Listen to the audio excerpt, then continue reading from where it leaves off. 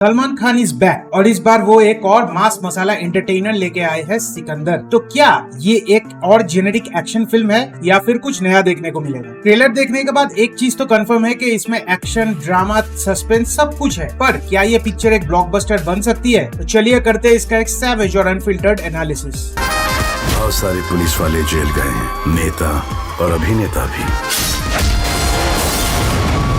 Nobody's above the law. Trailer शुरू होता है एक धमाके के साथ, जिसमें ये एस्टेब्लिश किया जाता है कि सिकंदर एक वायलेंट, पावरफुल और एक फियर्ड आदमी है। मतलब जिस बंदे पे 5 साल में 49 केसेस पेंडिंग है, ये इतना तो समझ आता है कि उस बंदे का टेम्परमेंट कैसा होगा। फिर रश्मिका का ये डायलॉग के जब देखो तब किसी न किसी का मुंह तोड़कर घर चले आते हैं। ये क्लियर सिग्नल होता है कि सिकंदर एक नो नॉनसेंस गैंगस्टर तो नहीं कहेंगे, बट हाईली इन्फ्लुएंशियल आदमी है जो सिर्फ अपने तरीके से काम करता है। लेकिन ये सिर्फ एक वायलेंस ड्रिवन स्टोरी नहीं है। सिकंदर राजकोट का एक बड़ा नाम है, क्योंकि लोग उसे राजा साहब, सिकंदर साहब, संजय साहब कह के बुलाते हैं। तो इससे इतना तो क्लियर हो जाता है कि ये बंदा राजकोट का एक बहुत बड़ा हाईली इन्फ्लुएंशियल पर्सन है। फिर ट्रेलर एक रोमांटिक शिफ्ट लेता है, जहाँ पे सलमान और रश्मिका का जो लव एंगल है वो एस्टेब्लिश किया जाता है। और जोहरा जबी वाला गाना जब ट्रेलर में आता है तो उसमें एक सेलिब्रेशन वाला वाइब आता है जो इंडिविजुअल म्यूजिक वीडियो में नहीं था। लेकिन इस गाने में उस गाने में वीडियो में भी मैंने नोटिस किया था कि सलमान खान जब कमर हिला रहे हैं तो वो उसको कुछ ज्यादा ही हिलाया गया है वीएफएक्स से।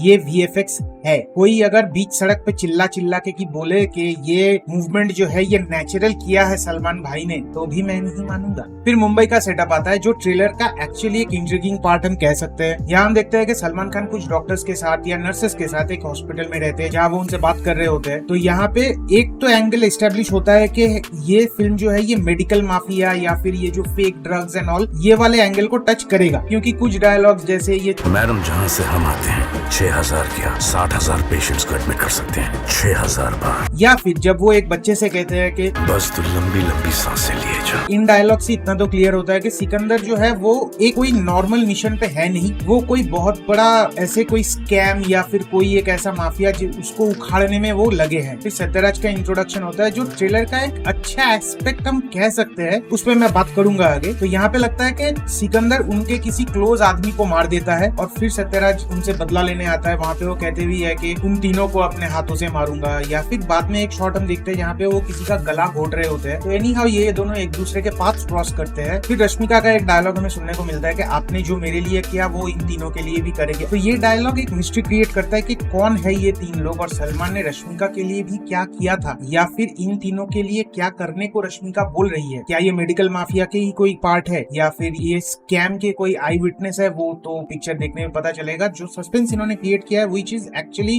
वो ना फिल्म देखने के लिए वो क्यूरियोसिटी और बढ़ाता है। ट्रेलर के एक्शन सीक्वेंसेस की अगर बात करें तो एक्शन सीक्वेंसेस वेल कोरियोग्राफ्ड है, स्पेशली जो फ्लाइट वाला फाइट है या फिर जो एकदम लास्ट में हम सिकंदर को ऐसे कंधे पे भाला लेके दौड़ते हुए देखते हैं, वो वाले सीक्वेंसेस है, वो मेरे लिए ट्रेलर में ज्यादा वर्क किए बाकी एक्शन सीक्वेंसेस से। बट ट्रेलर का जो ओवरऑल एडिटिंग पैटर्न है ना वो मुझे बहुत अच्छा लगा। जैसे बिट्स एंड पीसेस में इसको कट किया गया है, लेकिन जो best part of the trailer है वो है एकदम लास्ट में, जब रश्मिका सलमान के कैरेक्टर के इर्द गिर्द घूम के एक गाना गा रही होती है और उसी के बीच बीच में कुछ एक्शन शॉट्स दिखाए गए होते हैं। वो वाला जो पार्ट है ना वो मतलब एकदम चुम्मा पार्ट है। फिर जो सिकंदर का थीम म्यूजिक है वो किक इन करता है और वहां जाके ट्रेलर एंड होता है। तो ये जो ट्रेलर एडिट पैटर्न है ये मुझे ओवरऑल बहुत अच्छा लगा। अब बात कर लेते हैं ट्रेलर के नेगेटिव्स की। कॉमेडी सीक्वेंसेस जो बीच में दिखाए गए हैं वो ना इस ट्रेलर का वो फ्लो मेरे लिए तो तोड़ रहे थे। जो वो मुंबई में टैक्सी वाला सीन हो गया या फिर जो काजल अग्रवाल के घर पे जो सीन्स है, रश्मिका की जो डायलॉग डिलीवरी है वो मुझे उतना जमा नहीं।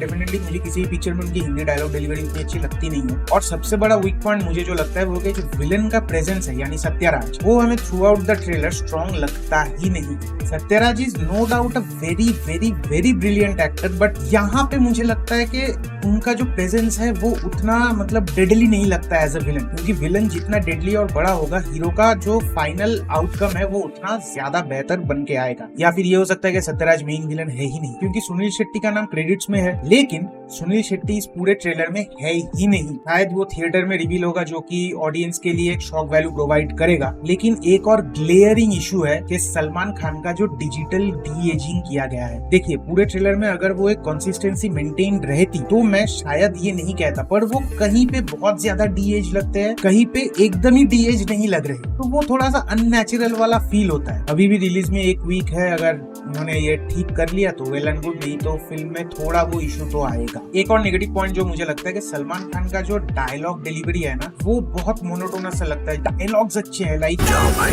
गंगा में डुबकी मार लो, वरना तुम्हारा कोई फ्यूचर नहीं। मेरे गुस्से पर मेरा फुल कंट्रोल है, लेकिन इस हरकत की वजह से गुस्से ने मुझ पर फुल कंट्रोल ले लिया। मैं हूँ सिकंदर, लेकिन अब जो होगा वो सिकंदर का मुकद्दर होगा। But the problem is still remaining the same, कि जो डायलॉग डिलीवरी है वो एक सिमिलर मोनोटोनस टोन में चल रहा है, वो इम्पैक्ट फील नहीं होता। जैसे पुराने वाले आप पिक्चर देख लो ना, कि दबंग हो गया, वांटेड हो गया, रेडी हो गया, the way he used to deliver the dialogue वो एक अलग साला अंदर किक लेके आता था, लेकिन यहाँ पे वो मिसिंग है। और यहाँ पे सल्लू भाई हमें अमिताभ बच्चन जी को एक होमाज देते हुए भी दिखते हैं। आप हमको बाहर ढूंढ रहे हो और हम आपका आपके घर में इंतजार कर रहे हैं। याद नहीं आ रहा रहेगा भी कैसे, साले तुम लोग अच्छे पिक्चर देखते कहाँ। अमिताभ बच्चन की दीवार की ये एक फेमस डायलॉग थी, तुम लोग मुझे ढूंढ रहे हो और मैं तुम्हारा यहाँ इंतजार कर रहा हूँ।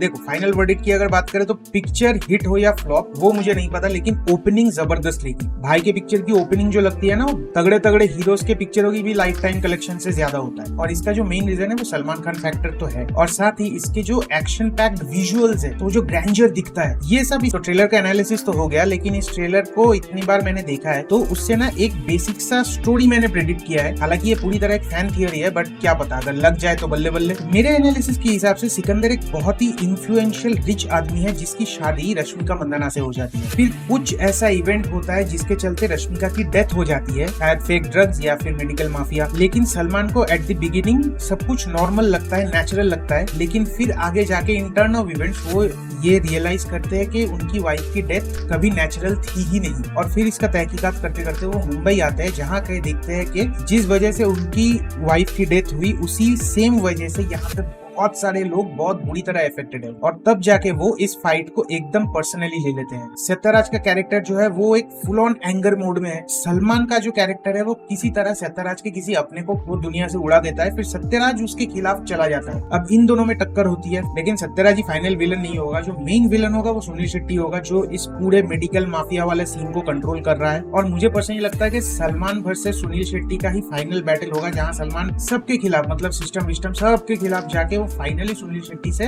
लड़ेगा और ये पूरा जो मेडिकल माफिया वाला सीन है वो खत्म करेगा। इसके फेवर में काम करेगी, लेकिन स्टोरी और एग्जीक्यूशन पे डिपेंड करेगा कि पिक्चर फाइनली कैसी परफॉर्म करती है। डायरेक्शन को लेके मैं थोड़ा सा निश्चिंत हूँ, क्योंकि AR मुरुगदॉस इस पिक्चर को डायरेक्ट कर रहे हैं, जिन्होंने गजनी, हॉलीडे, तुपक्की और भी कई बेहतरीन फिल्में बनाई है उन्होंने। वैसे मेरा एक दोस्त गजनी को घोजीनी कहता था। आपके कोई दोस्त थे जो ऐसे ही उल्टे सीधे नाम लेते थे पिक्चर के? कमेंट्स में मुझे जरूर बताना। लेकिन अगर पिक्चर की स्क्रीन प्ले और पेसिंग टाइट रही ना, और अच्छा मतलब सब कुछ डेवलप होकर आता है, राइटिंग अच्छी निकली फिल्म की, तो ये पिक्चर कमाल करेगी।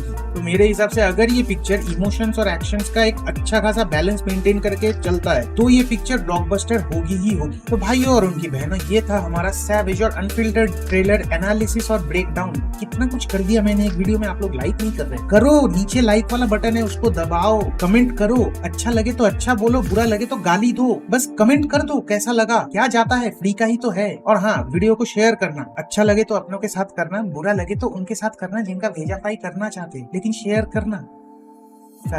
और चैनल पे नए हो तो इसको सब्सक्राइब करके बेल आइकॉन जरूर दबा दे। और जो लोग वीडियो देखते हो लेकिन सब्सक्राइब नहीं कर रहे हैं ना, सिकंदर का भाला तुम्हारे पिछवाड़े में घुसेगा। तो इस वीडियो के लिए बस इतना ही। अगले वीडियो में मिलते हैं एक और सैवेज और अनफिल्टर्ड रिव्यू के साथ। तब तक के लिए स्टे सैवेज।